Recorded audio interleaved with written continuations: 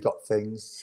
Good morning, LinkedIn. Good morning, YouTube. So we are here this morning, practical coach to coach with myself, Carrie Davis-Munro, and Will Murtha. Good morning, Will. How are you doing this morning? Morning. We started just a little bit quick there, and you were out of the gate. But yeah, good morning to you, Carrie. Yeah, it's lovely to see you, Will. And I should say that, I have to say, usually we're here every week, and summer has been a little bit different. And we are dealing with things like all of our clients are and everybody else. Will's going through a number of things at the moment, and we have challenges. And obviously, summer is quite a difficult time anyway. But we will be back. Will and I are aiming to be back here September. With you each Wellbeing Wednesday with a different topic. And we do have some fantastic news and something that we're working on, which we're going to bring you as well. But summer's been a little bit bumpy for both of us, and that's life. But we're bringing you a topic this morning, which again, as usual, is showing up with our clients again and again and again. And part of our discussion here today is to ask why it's showing up at this time, because I do think it's very, very interesting. But Will and I have a very different set of clients. We predominantly, and I think this is because maybe women will go for help and ask for coaching help much more than men, but we both predominantly coach women. And we are seeing that women that we are coaching are having huge challenges parentally. And if we're very honest, particularly with mothers. And this is seeping into other areas of their life. And for me, I deal a lot with habits and unhealthy habits. And what happens then, the result is that people are living a very miserable life because they are dealing with habits which are covering up their feelings, and they can't get to the bottom of that. So we're going to talk a little bit today about what are these unhealthy relationships? What really should a healthy relationship look like with a parent, and certainly a mother? Women to women is just such a different dynamic. So we want to unpack that. Why is this so difficult? Why now? And the effects and the impact and the consequences of that. What you must never do to manage these situations, because it just won't work, and then obviously practical help. So Will, I want to ask you first of all, as I said, we experience this, we got different clients, we experience this in different ways, but for you, what does this look like? What's showing up with your clients? I think when me and Jane started our coaching practice about nearly 9 years ago, I think I was really surprised how quickly in 90% of my client base, as you know, Carrie, is women, and it kind of surprised me that very often it wouldn't be long in a coaching situation in session 1, session 2 and onwards for a person's, a woman's mother to start showing up. Obviously, I thought that was the bounds of kind of therapy, counseling, all the rest of it, because I was there to talk about high performance habits and what's in your way and what do you need to do and goal setting and actions and the rest of it. But very quickly it kind of, and it's never stopped. And if I could kind of take a kaleidoscope of all my clients, rarely is there a day that doesn't go by where I'm not talking to one female client about their mother and something that is going on with the relationship between them. And particularly, I mean, you're like me, you coach people at both ends of the scale. This is particularly prevalent in coaching clients of mine that might be, global successful CEOs as females in that kind of, especially in parts of the world where they're still kind of struggling with, male dominance. Public figures, influencers, sports. So, this shows up across all sectors. It's a common problem. And what does it look like? What does it look like? What's happening? Well, an overbearing mother can often be too involved in your relationships, in what you're doing, in your decision making, in your interests, in your friends. That happens a lot, obviously we've all heard the term helicopter parent, which tends to be a suffocating parent in childhood or teen years, but obviously that carries through then to older adult life. And if a parent has got, particularly a mother, because we're talking about many mothers today, don't get me wrong, it still happens with fathers, but that's a whole different dynamic.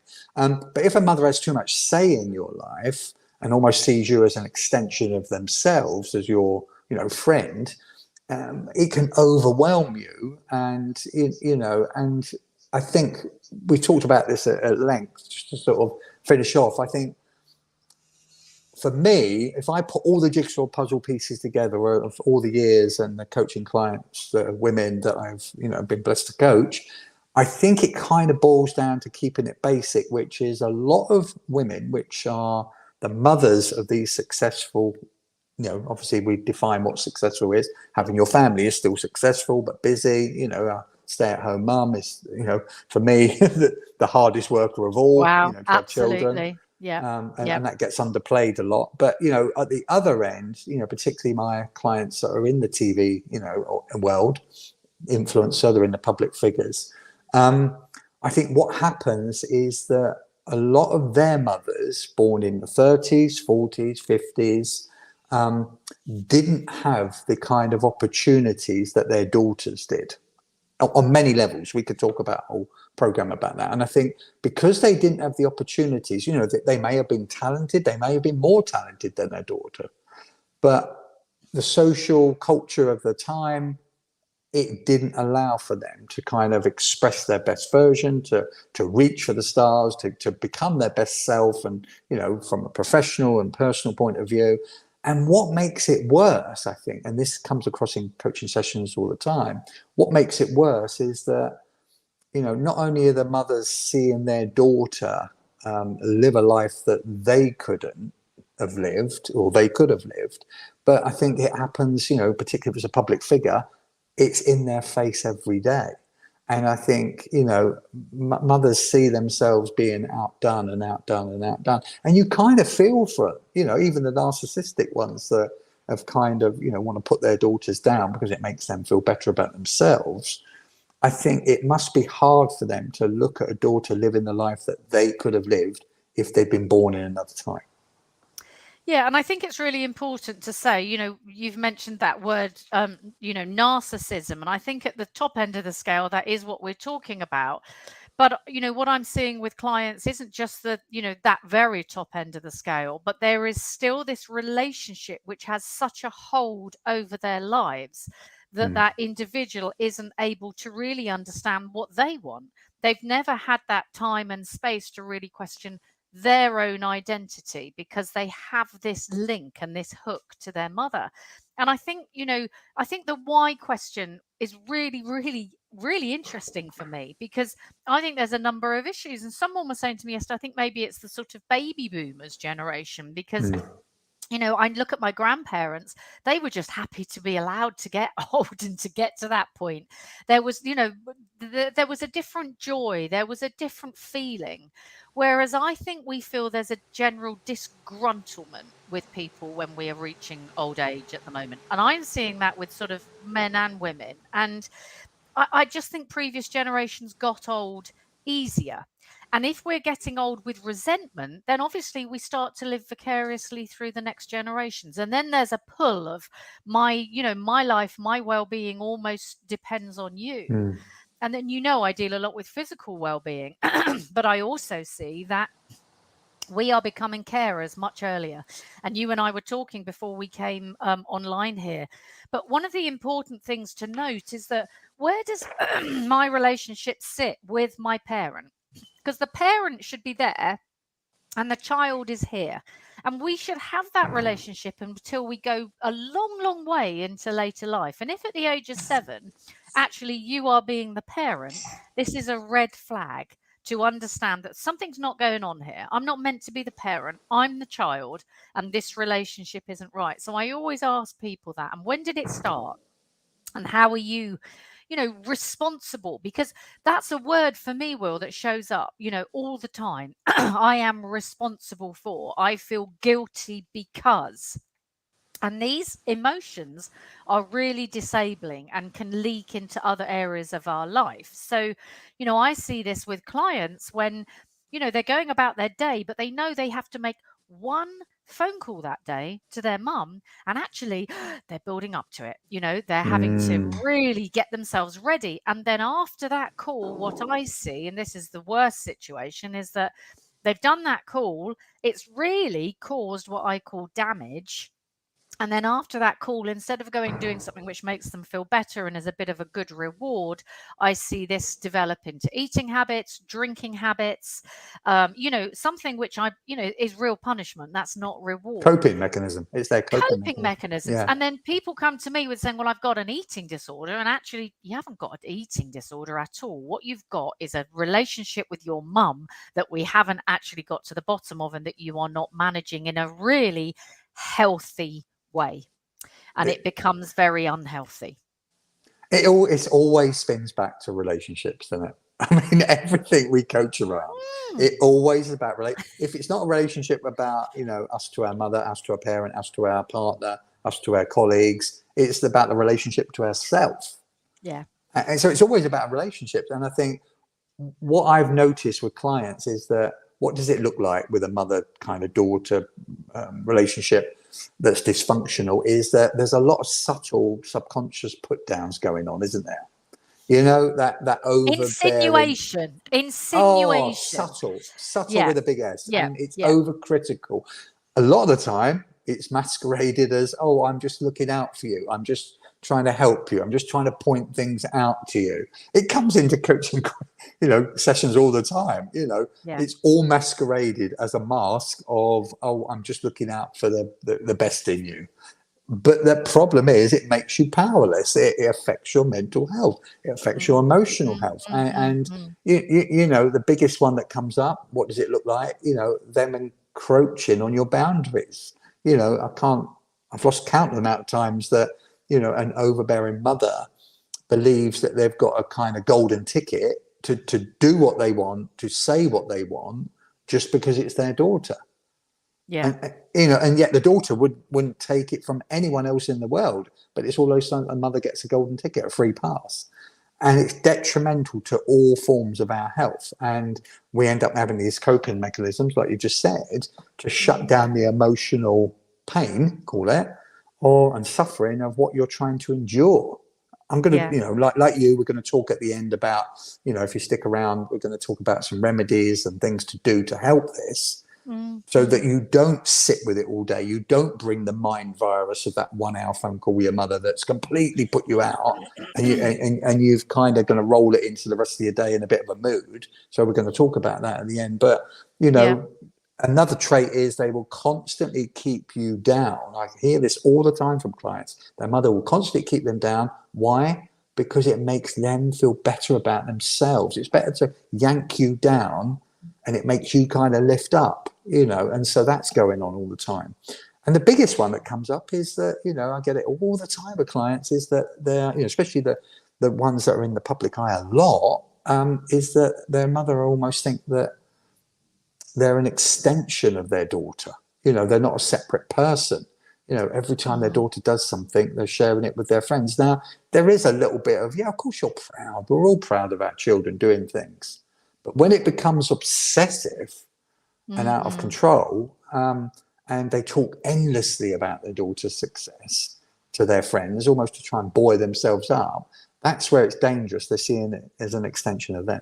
Yeah, and I think that's what we see as living vicariously through, us or our grandchildren or whatever. And that is just a dangerous situation. But for me, the thing which I see with clients most that really frustrates them, and sort of I always say, where are you feeling this? Where do you feel this in your body? And I'd say, that's a really, good tip for people. Understand where you're holding this, because, often we feel it around the throat, or we feel it in the chest when we go to have these conversations. And one of the difficult things is that these people won't necessarily, or the mothers, and don't forget, relationships can be dealing with very difficult people anyway. They're not out and out comments that you can say, hold on a minute, you just said that. They are veiled comments. They are presented to you in a way as if, well, I'm trying to help you, or, they're very difficult to come back on. And that is what really causes this anxiety and really poor mental health for the women and the men as well that I know are dealing with this. So I think it's really important to understand, what we're dealing with. And at the other end of the scale, I did say in the little summary, we would give a little definition of what this can look like at the extreme end. And this is dealing with someone who has an inflated sense of their own importance, a deep need for excessive attention and admiration, troubled relationships, and a lack of empathy for others. So we're talking about mothers, parents maybe who are highly self-absorbed, and as parents would want to say that they were putting you first and that was their priority. But the reality is very, very different.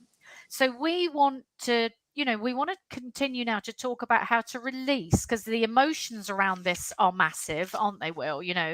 Some of the emotions that I see are guilt, fear, anger, shame, sadness, obviously, because we want to have a good relationship with our mum, loss, frustration, and this feeling of being trapped, which, as we know, then leads to, an unfulfilled life for us because we're not able to release and we're not able to understand our own identity. And Will, would you say, the reason this is so difficult, I mean, sometimes we have agency if we know we're in a relationship with somebody that's a narcissist, but with our parents, how difficult to pull away. This is our family. And if I go to most of my clients and I ask them their top few values, they'll say, oh, well, love, family, kindness. So immediately you've got conflict with your deep inner values, haven't you? And for me, that's why I think it's so difficult. Would you agree? Don't forget, there's a lot of childhood stuff going on here, especially if it hasn't been worked out in early adult years. Your mother was for most people, your mother was your primary carer, wasn't she? So you kind of give her the benefit of the doubt more often than anyone else in the world. You kind of allow her to say things that you wouldn't allow anyone else in the world, even your partner, to say. And it happens a lot with men and women. A mother can almost have that golden ticket to kind of go right into your inner being and say what you want, kind of sometimes smash the inner world out, and this is why the inner critic, so often, and I write about this in my book as well, I'm asking, when we talk about inner coach, inner critic, we've all got these internalized self-talk voices, haven't we? I will often ask, if you had to allocate your inner critic voice to a person, who would it be? And most of the time, it will be an overbearing parent. It'll be a mother or a father, and often whoever tended to be the primary carer, which would be the mother. So isn't it interesting that inner critic that we have is so often the mother's voice? Yeah, no, I think it's so interesting. I love that question. I always say to my clients, as similar, understand who that is, where that comes from. And I think it's really important to know, we're going to give some tips to really help you navigate this. But what you can't do with these people is change their behaviors. They're past changing the behavior, but we do need to understand how to react to it. And that word I use all the time is just protect yourself. We're not going to be able to make them better, lift them up, make life okay for them, because that's the narrative. We can't fix them or heal them, but we can detach and we can do it according to our values, which is really important. And we can try to sort of feel a little bit of compassion. Yeah. Some of the time people aren't aware of this. We were saying this it's on a deeper psychological level. They're not necessarily aware of this, are they? All the time? Most of the time not. It's all subconscious. Yeah. But if you know how to read people, and if you know how to read, don't forget, in language, we're so awful in Britain of kind of saying what we really want to say. So we mask it. We kind of make it subtle. We kind of take the edges off it. If you know how to read, because most of the language that we all talk to each other is actually the language in between the lines that we speak, isn't it? It's in the gap. And so if you know how to read in between the gaps, you can sometimes read what that person, in this case your mother, is really trying to say. And sometimes it might not be very nice stuff. There's a Yeah. bit of guilt, there's a bit of jealousy coming in there. There's a bit of kind of, Well, resentment. I think there is jealousy with women in general, Will. When I was doing International Women's Day, it's not the men in the workplace that put the women down. Often it's the women. Those are the ones that we're worried. Are we wearing the right stuff? Do I look okay? Am I speaking up too much? We don't lift each other up, and I think this is the starting point maybe comes with our parents. So let's look a little bit about what we can do in terms of, I think we should be aiming to release the guilt. That's the emotion that I hear most from women and men in these situations, and set boundaries. Know where your confidence comes from, because it doesn't come from your mum or your dad. Your confidence needs to come from you. And so if it hasn't so far, that's a really big one. Empower people around you, but then stop. And I'm going to talk a little bit more about that. And let's break some of the negative cycles that lead to negative habits, as I was saying earlier, that cover all this up. We don't do anything about it. We just cover it up and try and find peace and calm, because peace and calm in these relationships, oh my goodness, it's rare, Will, isn't it? I mean, I wrote down just off the top of my head this morning, what would be if someone said to me, right, okay, what can I do? What can I do about my overbearing helicopter mother? She's a narcissist, or she's overpowering. What can I do? Now, the first thing, and you've just kind of touched on it just now, is, forget ever trying to change anyone else. If anyone else has tried that, it's hard work, right? You are wasting energy. You're throwing, money down the drain. You can't change their behavior. You can't change what they say, what they do, what their habits are, but you can take control of how you react and how you respond. That is your priority. So number one is, don't try and change them, but you push back. Now, communication, number two, I wrote down communication. If you don't express it, then nothing alters. If you don't say something to a mother that is irritating you, that is frustrating you, that's making you feel guilty because you're leaving her out and you're not doing everything with her, if you don't express it and communicate properly, nothing changes and you just get more wound up. So, I always say to clients, you can communicate to your mother, but it's like the law of life. It's about, for the right reasons, at the right time, in the right place. Be strategic. Don't, because you've kind of like a red rag, gone up like a volcano, and then address it, because it's all going to come out wrong and you're not going to be heard or listened to. So, bide your time. And if there's something that you've got to say, make the right time, right place. The big one, which we all understand, everyone now, 20 years ago, none of us had heard the word boundaries. Now everyone, it's a synonymous, name. Now we all pretty much now understand what boundaries mean. So don't let your overpowering mother make all the decisions for you. It's not based on their will and them controlling you. You can mindfully, without spiking, without kind of sniping back, you can keep mindful and you can respond in the right way and just push back when you need to. If you don't push back, your boundary will get less and less and less. So you're going to have to start somewhere. This is what we always tell clients, isn't it? This is a really important one I wrote down. Number 4 is make sure, and I'm telling clients all the time on this one, make sure you cultivate your own interests.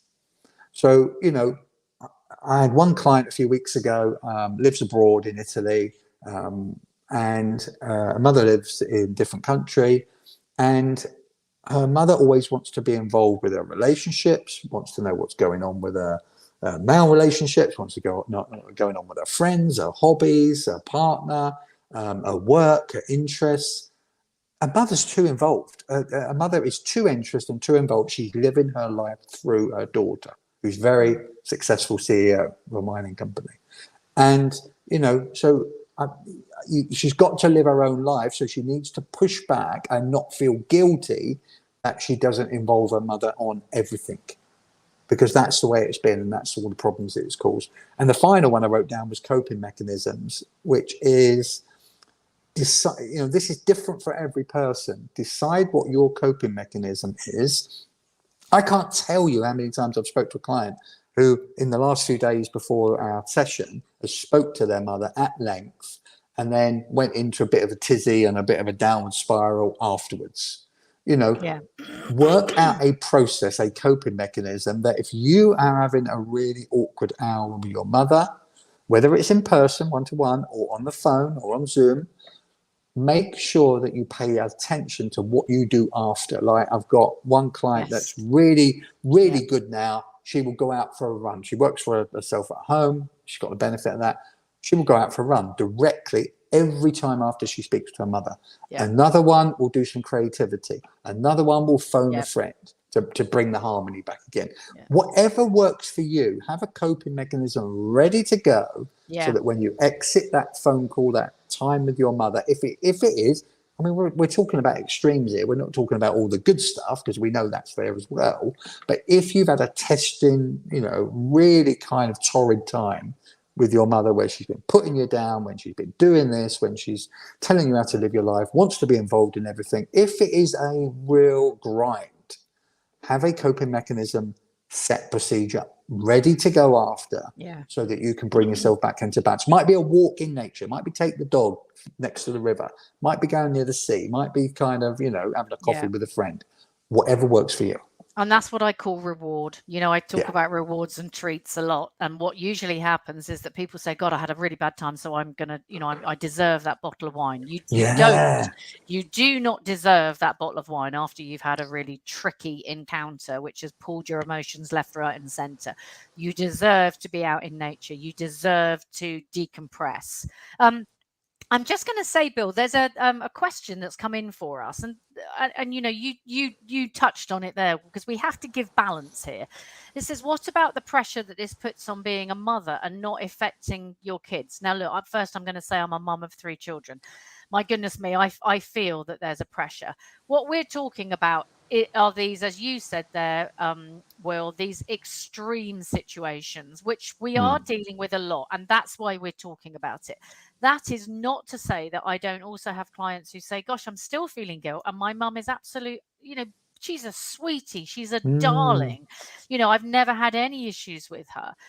But as a mum, we are balancing a lot. And I guess we're also talking, if I'm honest, I'm talking about mums who are at that point in their life, not when they're looking after small kids, because lots of that is functional. Yes, we have to find balance, and we know that, we have the power to have an effect on them, but it's slightly different. We are generally talking, Bill, aren't we, about this really difficult phase that I see for women. We've got almost a triple whammy. We're dealing with our parents who are getting increasingly much more ill. We're going through a menopause, and my goodness me, that's like dealing with a range of, symptoms in terms of illness. And then we are also dealing with our kids and children the other end. Now, they might not be, we're not talking young children, but actually managing that doesn't get less at that point. It gets harder. I'm running the business. So I'm running the business.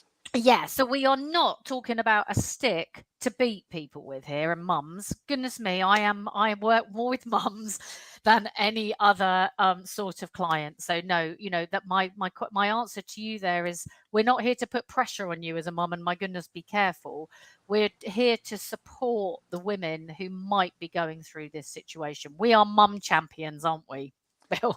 I mean, don't forget, I have 90% of my clients that are women. My greatest respect is, first of all, for mums with young children at home throughout what has been a really hard couple of years. Yeah. And with the, off school and the rest of it. And then next in top of that is, mums with young children who are also running businesses as entrepreneurs. It is hard. It is harder now than it's ever been. And then the aging parent thing coming in as well, and everything else. We're all trying to just sometimes keep ourselves together with our fingertips. We're doing the best with what we've got. And, mums are always juggling so many things. So this is certainly not a session to say, mums, gosh, this is what you need to do better. because we're all doing the best with what we've got. But we do know that there are some relationships that are quite taut. There's a couple of things I would add to your fantastic list there. Boundaries has to be top, but one of the things, and I love the coping mechanisms in terms of reward. I always say, plan what you're going to do afterwards. Plan how you put this in a box, and then you go and make sure that you enjoy something, do something great. So I love that. But one thing I always say is, if you can't just walk away, and lots of us can't walk away from these relationships, one thing that sounds like a motorway all of a sudden. One thing that we can do is we can reframe. Yeah. So I do this with, cooking, whether it's cooking dinner for everybody every night or whether it's making a call that is tricky for me. I reframe it in terms of, God, I've got to make this call to my mum, or I've got to do this, or I've got to help and call the doctor. I reframe it to how fortunate I am that I'm able to do this because it hits on my values of compassion, care. I like looking after people. It makes me feel good as well. Kindness is good for us both. So I'm lucky to be able to do that. But then what am I going to do afterwards? And I reframe that with dinner every night. I'm the one who cooks. So instead of feeling, God, I'm going into the kitchen and I'm doing this again, I reframe that as, okay, how lucky I am that I've still got my 3 children here and I'm able to give them the best food every night and ensure that that is going to benefit them, whether they're, doing work the next day, exams the next day, or whatever. I think a reframe is really important to just stop us feeling these negative behaviors and to break out of the negative cycle and to help us find some peace and calm. And with that, I'd also say, look for the positive, because even in the most difficult relationships, when I talk with clients, when they're dealing with parents, there's always some point of connection. So I always say, find that one point, whether it's you both like reading or you both like the theatre, find that one point and really focus on that, because it's like, even when we are dealing with young children, let's lift people up first. Let's focus on the positive before we have to move into other areas of conversation that might be quite tricky. And one last way, when I deal with quite controlling parents, what will happen is the conversations about different topics will come up again and again and again.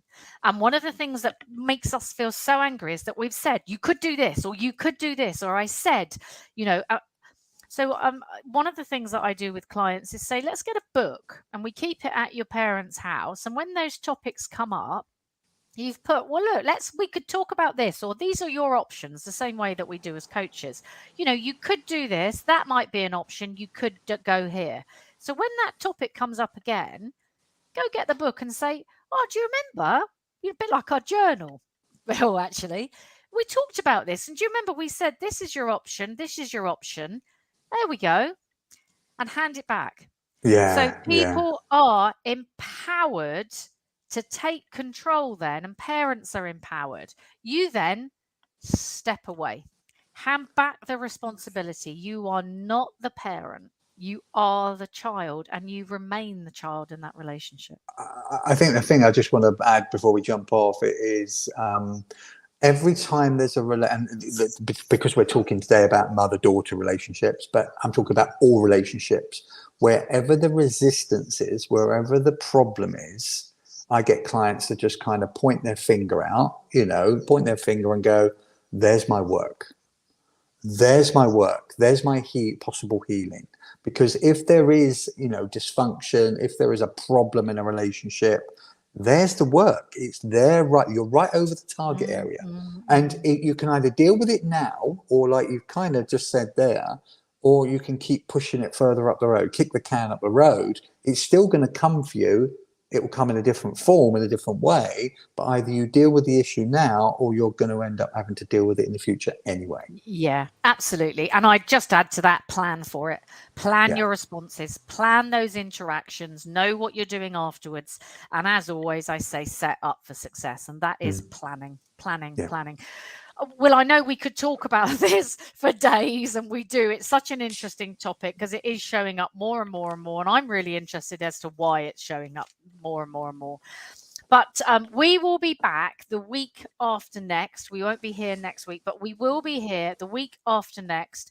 And we will be building on a different range of topics and, still approaching topics that with our clients we are seeing raised all the time and helping people through it. As usual, give us your comments. Tell us how that landed with you. What are your thoughts? Thank you for that comment from LinkedIn. That's really, it's valuable. It gives us balance. And let us know how this lands with you. What are you dealing with? We'll have a fantastic day. Thank you as ever for your invaluable input. And we'll see you in 2 weeks.